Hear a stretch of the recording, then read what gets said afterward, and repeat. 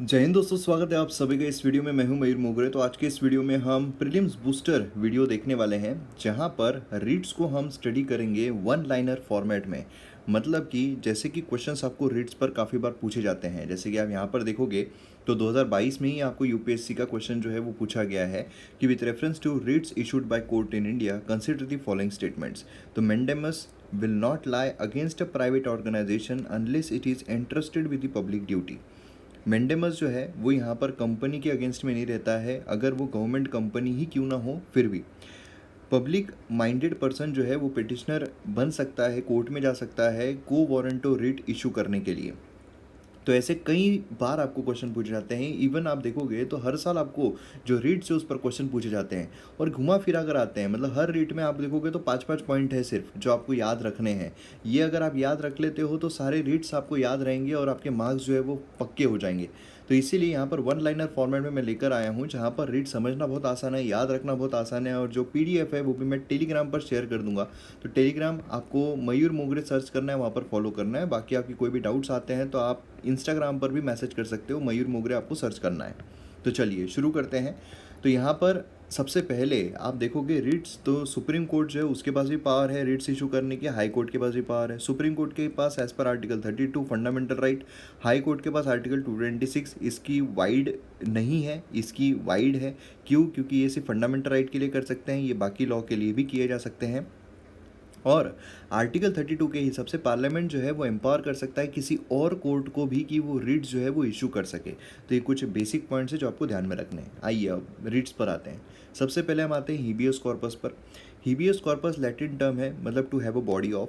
मतलब यहाँ पर जो ऑर्डर है वो दिया जाता है कोर्ट के द्वारा to a person who has detained.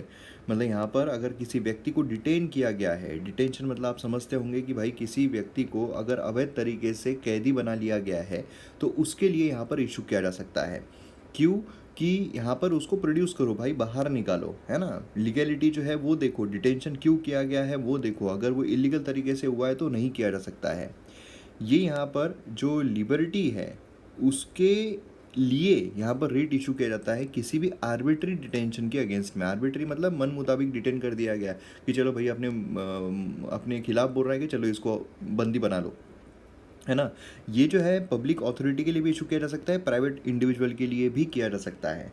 मतलब बेसिकली यहाँ पर आप देखोगे तो यहाँ पर एग्जाम्पल के तौर पर अगर हम देखें तो हमें देखने को मिलता है कि यहाँ पर राहुल गांधी साहब हैं, ठीक है।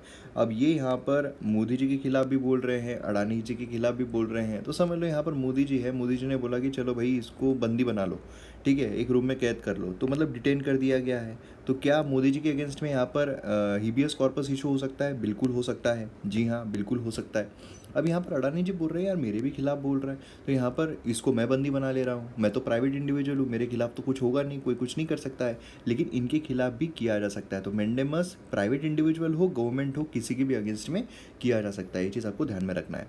किसके अगेंस्ट में नहीं हो सकता? अगर डिटेंशन लॉफुल है, अगर समझ लीजिए कुछ यहाँ पर हुआ है, कुछ प्रॉब्लम एक्चुअल में हुआ है, कानूनन तौर पर उनको डिटेन किया जाना चाहिए, तब यहाँ पर हिबियस कॉर्पस नहीं हो सकता। तो अवैध तरीके से अगर किया जाए तो ही हो सकता है। यहाँ पर प्रोसीडिंग जो है कंटेम्प्ट ऑफ लेजिस्लेचर हो रहा है, डिटेंशन बाय कॉम्पिटेंट अथॉरिटी के द्वारा किया गया है, कोर्ट के द्वारा किया गया है ना। तो ये सारी चीज़ें जो है इसमें इंक्लूड होती है। देन नेक्स्ट आता है यहाँ पर प्रोहिबिशन। प्रोहिबिशन मतलब नाम ही बता रहा है, टू प्रोहिबिट, टू रोकना, है ना, मीन्स टू फॉरबिड। ये इशू किया जाता है हायर कोर्ट के द्वारा लोअर कोर्ट को या फिर ट्रिब्यूनल को, ठीक है। मतलब हायर कोर्ट जो है हमारे पास इंटीग्रेटेड है ना जुडिशियल सिस्टम, सबॉर्डिनेट कोर्ट आते हैं, देन उसके हाई कोर्ट आते हैं, देन उसके सुप्रीम कोर्ट आते हैं। तो इसके लिए ये हाई कोर्ट हो गया, इसके लिए ये हाई कोर्ट हो गया। तो बेसिकली हायर कोर्ट जो है उसके द्वारा इशू किया जाता है लोअर कोर्ट या फिर ट्रिब्यूनल को। ट्रिब्यूनल कौन जुडिशियल बॉडी होती है जो पर्टिकुलर मैटर्स के लिए बनाई जाती है। ये प्रिवेंट करता है लोअर कोर्ट्स या ट्रिब्यूनल को कि अपना ज्यूरिसडिक्शन एक्सटेंड करे। अब समझ लीजिए कि कोई करप्शन देखने वाली अगर ट्रिब्यूनल है तो वो अगर मर्डर के भी केस देखने लगे तो फिर तो वो प्रॉब्लम हो जाएगा ना, ऑन हाइपोथेटिकल नोट, है ना। तो ये जो है इसके खिलाफ यहाँ पर प्रोहिबिशन जो है वो इशू किया जाता है, वही प्रोहिबिटेड ठीक है, प्रोहिबिट कर दिया गया है। तो यहाँ पर आप देखोगे तो जैसे कि यहाँ पर सबॉर्डिनेट कोर्ट जो है बोल रहा है कि दारू की दुकान बंद कर दो, ये भाई जो अपनी जुरिडिक्शन से एक्सटेंड जा रहे हैं। तो यहाँ पर हाई कोर्ट बोल रहा है भाई चिल करो, प्रोहिबिशन ये नहीं हो सकता है। अब यहाँ पर मोदी जी बोल रहे हैं मुझे कोई रोक टोक नहीं है, मैं चाहे ये करूँ, मैं चाहे वो करूँ, मेरी मर्जी। तो ये कर सकते हैं क्या? बिल्कुल कर सकते हैं, क्योंकि ये जो प्रोहिबिशन है ये अवेलेबल नहीं है against administrative authorities, legislative bodies या प्राइवेट इंडिविजुअल या बॉडीज़। मतलब यहाँ पर अडानी जी भी अगर जो चाहे कर सकते हैं, मोदी जी भी जो चाहे वो कर सकते हैं, यहाँ कोई रुकावट नहीं रहेगी। ये सिर्फ कोर्ट के लिए लागू होता है, ठीक है। तो ये प्रोहिबिशन ध्यान में रखिए। देन उसके बाद आता है सर्चोररी। सर्चोररी अगर आप देखोगे टू मीन्स टू सर्टिफाइड या फिर informed issued by higher court to a lower court, tribunal और अगेंस्ट एडमिनिस्ट्रेटिव अथॉरिटीज। अब देखिए यहाँ पर आप पिछला वाला हमने प्रोहिबिशन देखा था वो सिर्फ कोर्ट तक सीमित था, यहाँ पर अब कोर्ट भी आ रहा है और एडमिनिस्ट्रेटिव अथॉरिटी भी आ रही है। तो ये बेसिकली क्या होता है कि सर्टिफाई किया जा रहा है कि ये जो केस यहाँ पर सामने दिया जा रहा है, जो भी लोअर कोर्ट के द्वारा केस किया गया, हायर कोर्ट बोलेगी भाई तुम्हारा नहीं, हमको दे दो, ये तुम सही से नहीं कर रहे, हमको दे दो, चलो हमारे पास आने दो। तो ये चीज़ देखने को मिलती है। तो बेसिकली क्या है, जो भी राइट्स ऑफ इंडिविजुअल को अफेक्ट करता है तो उसमें ये सर्टिफाइड सर्चोररी जो है इशू किया जा सकता है। लेकिन ये लेजिस्लेटिव बॉडी जो होती है ना, हमारी लेजिस्लेटिव बॉडी है, उसके खिलाफ नहीं, या प्राइवेट इंडिविजुअल या बॉडी के खिलाफ नहीं, अडानी के खिलाफ नहीं किया जा सकता है।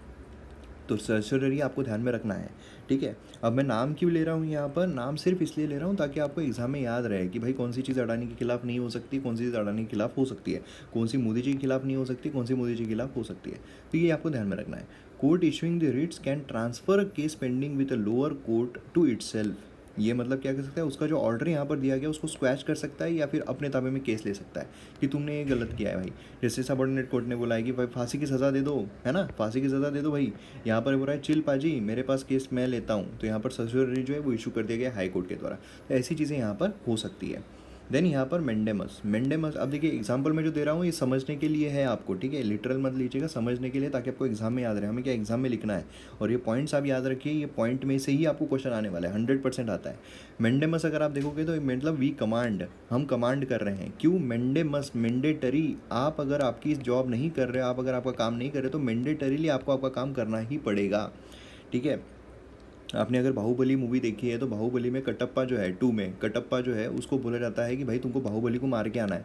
कटप्पा बोलता है नहीं मेरे से नहीं होगा, उसके खिलाफ मेंडेमस इशू हो जाता है।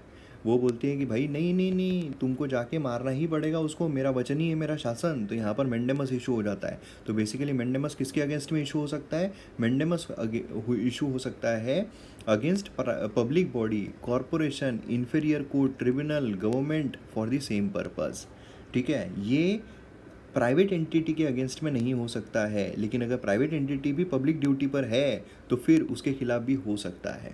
प्राइवेट एंटिटी मतलब समझ लीजिए अडानी जी जो है, अडानी जी कोई सरकारी काम करने के लिए आए हैं तो उनके खिलाफ भी किया जा सकता है फिर, ठीक है। ये प्राइवेट इंडिविजुअल या बॉडी के अगेंस्ट में नहीं हो सकता है। डिपार्टमेंटल इंस्ट्रक्शन जो है जो होते हैं उसके खिलाफ नहीं, प्रेसिडेंट ऑफ इंडिया या स्टेट गवर्नर के खिलाफ नहीं, chief justice of high court अगर अपनी जुडिशियल कैपेसिटी में एक्ट कर रहे हैं तो नहीं। जैसे अगर बोल दिया गया कि समझ लो मेरा कोई केस है हाई कोर्ट में, ठीक है, हाई कोर्ट में केस चल रहा है मेरा, अब उसकी तारीख पे तारीख बहुत लंबी दी गई है, अब मैं सुप्रीम कोर्ट में जो सुप्रीम कोर्ट को मैंडेमस इशू करूँ कि मेरी तारीख कल ही दो, तो अपनी जुडिशियल कैपेसिटी में एक्ट कर रहा है ना हाई कोर्ट, वो तो अपने हिसाब से देख रहा है, वो थोड़ी जानबूझ के अपना काम नहीं कर रहा है। तो ये ऐसे इसमें नहीं हो सकता है, ठीक है। तो ये चीज़ ध्यान में रखिए कि भाई यहाँ पर अगर कोई काम नहीं कर रहा है, समझ लीजिए अगर कोई काम उसका काम है वो काम नहीं कर रहा है, ठीक है, तो फिर यहाँ पर जो है वो मैंडेमस इशू करेगा, मैंडेटरीली आपको वो काम जो है वो करना ही पड़ेगा। बाहुबली का एग्जाम्पल कटप्पा का याद रखो। देन उसके बाद लास्ट आता है को वारंटो, किस वारंट से, बाय व्हाट अथॉरिटी। आप आईएएस हो, आईएएस अगर आप आईएएस की सीट पर बैठे हो, ठीक है, तो किस अथॉरिटी से आप बैठे हो, क्या सचमुच आपने एग्ज़ाम क्लियर की है ना। तो बेसिकली क्या है, ये इलीगल जो यूटिलाइजेशन होता है पब्लिक ऑफिसेस का किसी व्यक्ति के द्वारा, उसके लिए यहाँ पर किया जाता है, ठीक है। समझ लो कोई व्यक्ति आके बैठ गया, मैं आईएएस हूँ, तो उसके खिलाफ को वारंट जो है यहाँ पर इशू किया जा सकता है, ठीक है।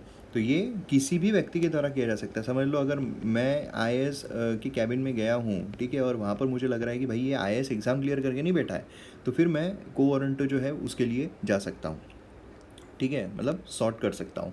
कैनॉट बी अगेंस्ट मिनिस्टर के अगेंस्ट में नहीं, प्राइवेट ऑफिस के अगेंस्ट में नहीं, है ना। सब्सटेंटिव पब्लिक ऑफिसेज जो होते हैं, मतलब बेसिकली क्या है कि जो कॉन्स्टिट्यूशन के तहत ऑफिसेज बनाए गए हैं, है ना, परमानेंट कैरेक्टर के हैं, उनके खिलाफ मंत्री क्या है 5 साल में आते हैं, 5 साल में चल जाते हैं।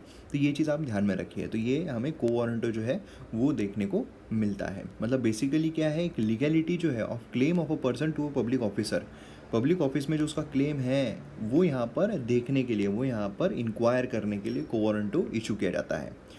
तो मैं उम्मीद करता हूँ आपको समझ में आ गया होगा। बाकी MM अकेडमी ऐप डाउनलोड कीजिए, यहाँ पर आपको वेरियस कोर्सेज देखने को मिलते हैं, यूपीएससी बाकी स्टेट पीएससी के लिए भी आपको यहाँ पर GS 1 2 3 4 सभी कोर्सेज जो है वो अवेलेबल है। हाईएस्ट क्वालिटी कंटेंट है एंड प्राइजेस जो है वो भी काफ़ी कम है।